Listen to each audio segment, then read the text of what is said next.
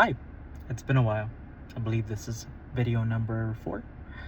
And a lot has changed in my life as of literally 18, 19 days ago. So, essentially, my mom died. And I feel in pain, obviously. But I also feel, I guess, she's no longer in pain, but it still feels off. And I feel off. Everything feels so wrong right now. I feel like a part of me died during that moment when I saw her pass away. So essentially, my mom, for the past 2.5 years, was fighting gastric cancer stage 4. She was given 6 months without treatment and 2 years with treatment. And I mourned, I cried. My dad and I, we were basically two peas in a pod. We were both basically and essentially being there for each other. Then, of course, something happened where she went through chemo and she got very weak, and then she got better. And it was just a cycle of chemo, weakness, better, chemo, weakness, better, chemo, weakness, better. And at one point, I believe that was so she got diagnosed in summer of 2023. Around 2024 of December, I thought, was it 22? Yeah, it was summer 2023, 2024. Yeah, summer 2023, but around December 2024, so about a year and a half after she got, diagnosed. She was doing great. She had her hair all back and she was doing strong. She could eat full meals and she was an amazing mom and was great. And I let my guard down. I thought my mom was gonna beat this cancer because her numbers were practically zero. Yes, the cancer was still there, but the numbers were practically zero in terms of genetic markers within her blood, something like that. And they're practically zero. And things were actually pretty neat in terms of labs. But overall, things took a turn when we headed into 2025 towards the end. So she was great during January, took a selfie with her and everything. And things ended up moving the wrong way.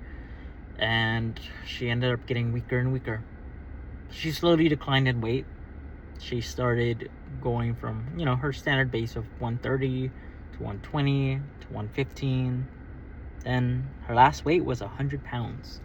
And bear in mind, she was a 57-year-old woman. She shouldn't be frail like 100 pounds. And my dad was like, that's weird. Then she stopped eating solids. And of course, here we are thinking it's part of the chemo, it's part of the process, because look, what happened was very weird. So her cancer was returning back up. The doctor was like, hey, this cancer is returning back up. I'm going to go ahead and try to put her on clinical trials. So they try to put her on clinical trials. And essentially, they paused her chemo for 2 months. Stage 4 gastric cancer. They paused her chemo for 2 months. And she was not approved for clinical trials. So they just started up her chemo again. But before they started up, her eye bursted. Her blood vessel, so she ended up getting a bruise around her eye, and they're like, yeah, we can't do chemo this week, so she had to wait another week. And by then she already started developing fluid in her stomach, so her peritoneal cavity is how she described it. She started developing fluid, and of course I'm here working 40 hours a week, but I'm trying to be there for mom, and of course trying to do my other interests as well. But being there for mom, people would ask me, hey, insert my name here because again, this channel is anonymous, what are your long-term goals? And I would say I don't know, because I don't know where my mom's gonna end up. And essentially it was that for 2.5 years. I was always worried about my mom, and I took her to see the solar eclipse, I took her to all these places, but towards the end she just didn't want to go anywhere. She was just tired, and everyone kept saying like, hey, spend time with your mom, and I did. But I didn't know she was gonna die. I thought I would be given a week in advance. Then again, describing all this, maybe I could have knew she was in deterioration, but I thought personally she would have a week in advance, like, hey, she got hospitalized, and we would know, and I'd be like, okay, snap in. And here's the thing, she had some plans. She had her password written down, and I always asked her, Mom, did you have your phone code written down? She said yes, but I never asked her where. And that's the issue. There's a lot of knots that we needed to tie, and we did tie most of them, but I still need her phone code. That's the most important thing right now, because I want her photos. I want to see what photos she took in 2025, and I want to see the beauty of her smile and everything. But here's the deal. When they put her back on that chemo, after that long break, things got different. She had a bruise develop on her stomach, and we thought this was weird, but it's normal to develop weird bruises when it comes to chemo, right? At least we thought so. And she had a new medication, and this medication had a side effect of drowsy. It was supposed to make her, less nauseous, because at this point she couldn't really eat solid foods because it hurt. But she still drank her Ensure. She tried to be strong. She was still fighting. And here's the thing: in 2016, my last grandmother died. My last grandparent, my grandmother, and she gave up. She said that she didn't want to continue treatment, and she passed. I thought when the spirit gives up, that's when you pass away. I was wrong. I was super wrong. And these 10 years that I thought this were turned upside down the moment my mom died.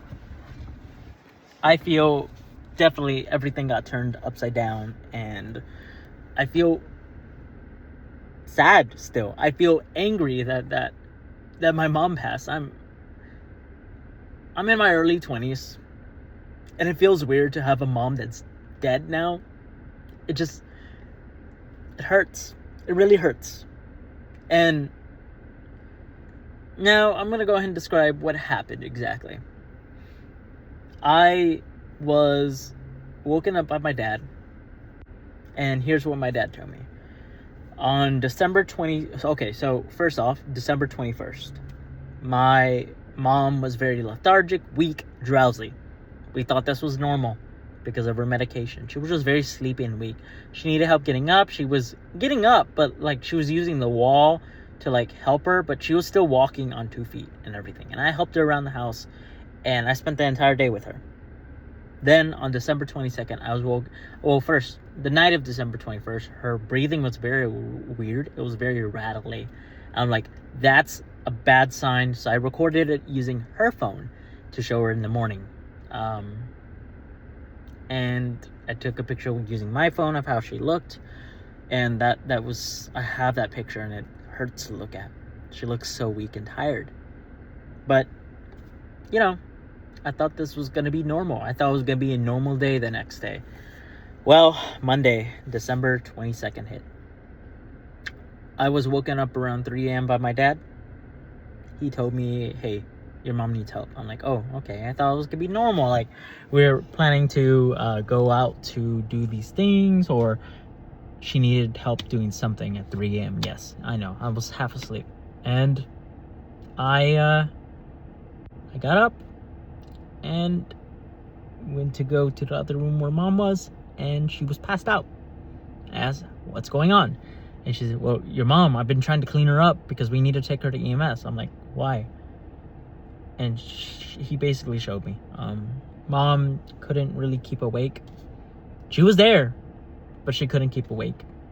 She was tired, and when we tried to stand her up, she completely collapsed.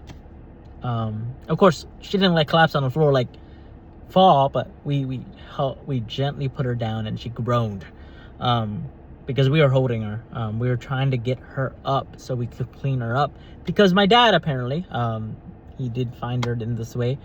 He went to go check on our geriatric Chihuahua, who's halfway to the ground at this point, and essentially he went to go check on mom after. He's like, are you okay? And she's like, yeah, I'm fine. And he looked, and it was dark, and he saw black spots everywhere on her. She was wearing a nightgown, and she was like, did you throw up? He was like, did you throw up? And he's like, yeah, I did, just a little. I'm fine. And he turned on the light, and she had blood all over herself. She threw up blood.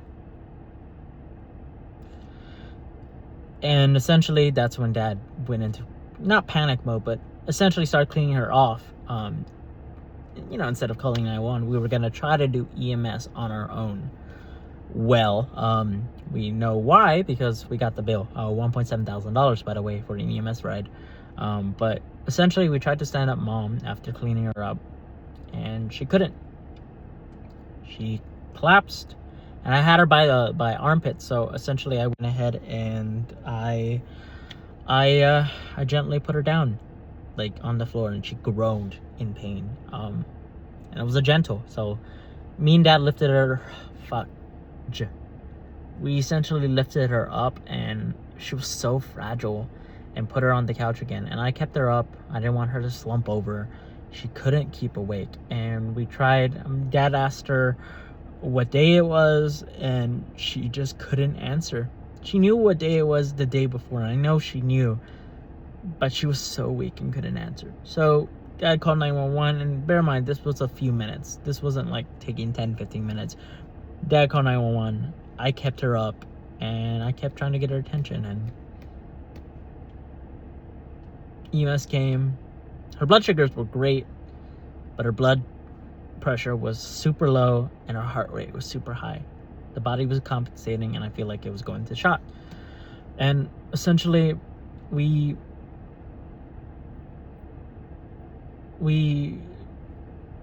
thought this was going to be a normal hospital stay, like they were going to stabilize her. So I went to work that day. I went to bed, and I went to work that day, and essentially there's a car pulling up in front of me, so I don't know what they're doing. Essentially, I went to work, and I was there for an hour and a half, and then Dad was like, yeah, you need to come. I'm like, okay. So I drove to the hospital where Mom was at, and by now it was around 8 a.m. and Mom was in critical condition. I talked to Mom's cancer doctor, and essentially, yeah, things are bad. And my dad later recounted to me that the cancer doctor wanted to try these different things with her once she gets out. And my dad called him out. It's like, do you really think she's going to get out now? She didn't. And immediately I started talking to Mom. I woke her up, and I told her I told her that I'm here, she's going to be okay, that the doctors are doing the best. And she woke up. She's like, her eyes opened slightly. They were super red, and she wasn't on any sedation or anything. I asked her if she was in pain. She said no, but the way she communicated was shaking her head no and nodding yes, and that's all I got. And she couldn't really say anything, because one, she was on a breathing machine because it was helping her breathe, and two, she was just connected to all these things. Like, she had internal bleeding, so they had to suck up all that blood out of her. And the smell, I remember that smell, and that smell is the most difficult smell that I've smelled in a while. And I later thought it was her blood smell. Turns out it wasn't. I'll get to that in a moment.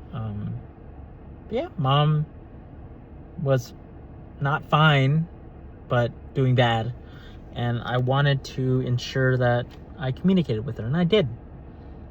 But here's the deal.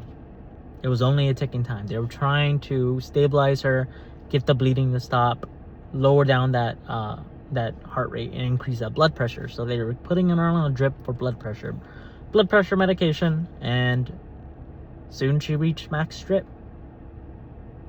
And that's when we got the conversation, me and Dad, that she may not make it out there.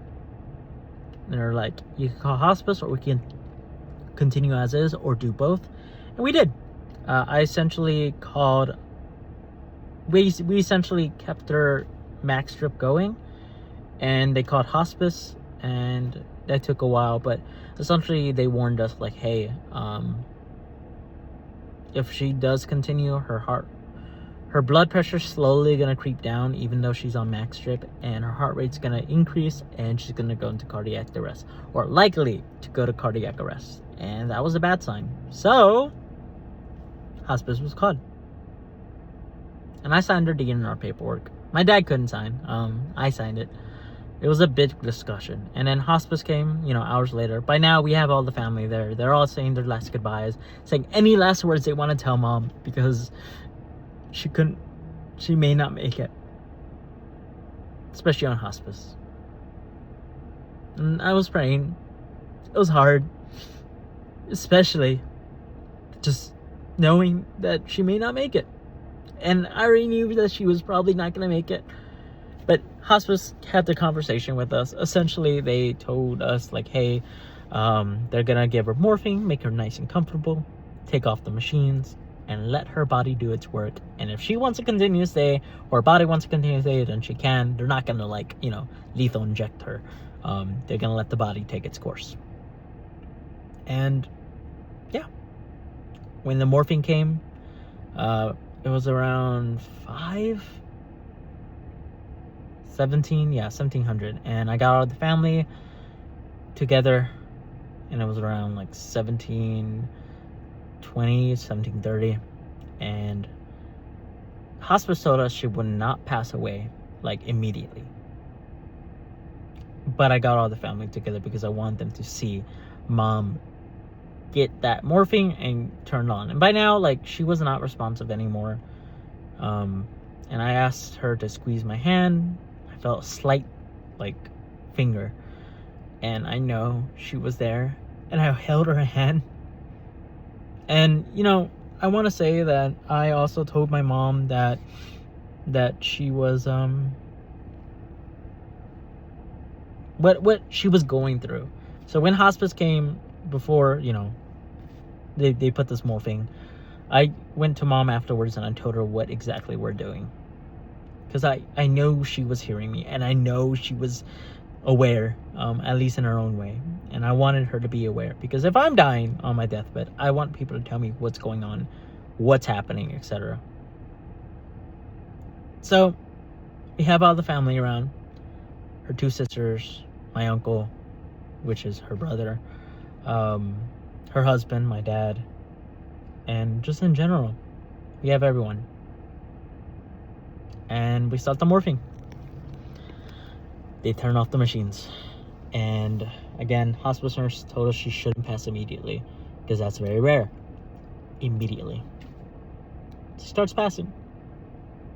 And I remember feeling in that moment that my life is gonna change. And it did. Essentially, I held her hand. I held her hand as she passed. And I kept telling her, Mom, I love you. I love you so much, Mom. I love you. It's okay to let go. It's okay. Dad and I are gonna be okay. And I was lying to her. Dad and I were gonna be fine, but I'm not. I was a mama's boy growing up. I wanted her to be here till I'm well into my 30s, well into my 40s. But no. She immediately started passing, and I guess passing meant, like, the heart stopping, and her breathing just stopped, and I think her breathing was stopped. That's why I know she started passing. Her blood pressure decreased because her breathing stopped, and they gave her that morphine and something to help with her fluids, but she started passing, and everyone started crying, and I held on to her hand until the very end, the very last heartbeat. And then they declared her at 1747, December 22nd, a few days before Christmas on a Monday. I kissed her forehead, and it was so warm, and I continued talking to her, and everyone kept talking, because I knew, and I told the family members, like, when they die, the brain still is going through its last phases, and the last to go is their hearing. So I wanted them to continue talking, and they did. But after everything, the nurses brought sandwiches. I'm like, bruh. After everything, it just felt so, not surreal. It felt so wrong. Mom was in a hospital for less than a day, and she died.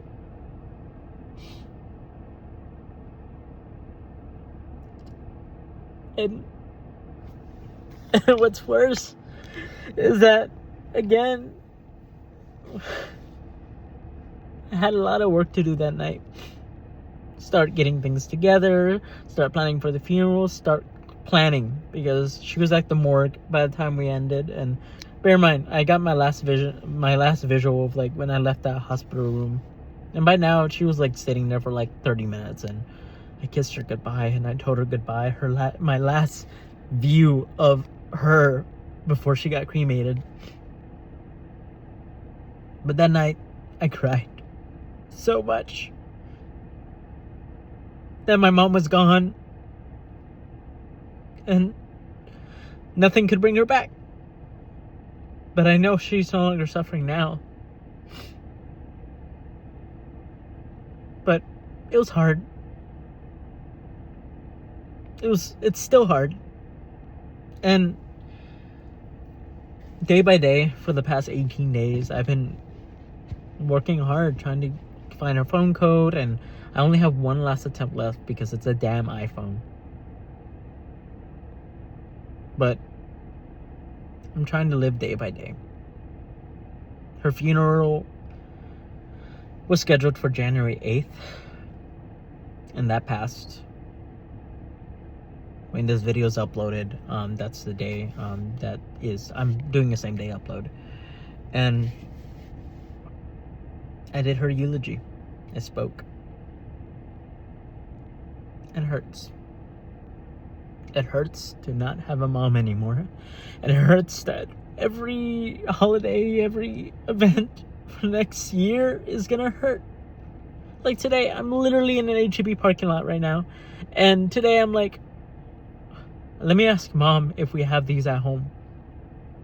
At the store. And again, it's a hard adjustment of not having a mom anymore. It's a hard adjustment. I want her to give me a sign, and I want her to show me that she's still there.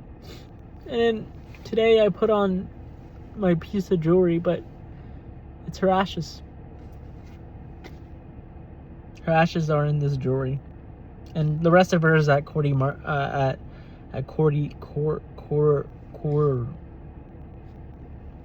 I probably just doxed my mom. She's at a funeral area, a cemetery nearby. But yeah, she's in a beautiful urn, a butterfly urn. It just feels so strange to not have a mom. Man, this is a 22-minute vent video. That's fucking wild. But yeah, that's pretty much it. I don't know where things are gonna go. The original plan for this channel was maybe to like delete this channel when my mom dies, but I think this is only the beginning. Until I guess someone discovers it, or someone that I know goes, "Is this you?" And I'm gonna be like, "Hi, yeah, it's me." Yeah, whoever I guess listened to this video, thank you. Again, I'm supposed to be anonymous here, so I can't really name myself, but I've been getting slow trickles of details, so eventually someone's gonna discover it's me, and I'm gonna be like, oh yeah, that's me. I am logged onto my YouTube account on my devices, so someone is bound to eventually discover this. But yeah, and if you listened, I appreciate it. It's been tough, and I don't know how things are gonna go now, but I guess one step at a time. See you later.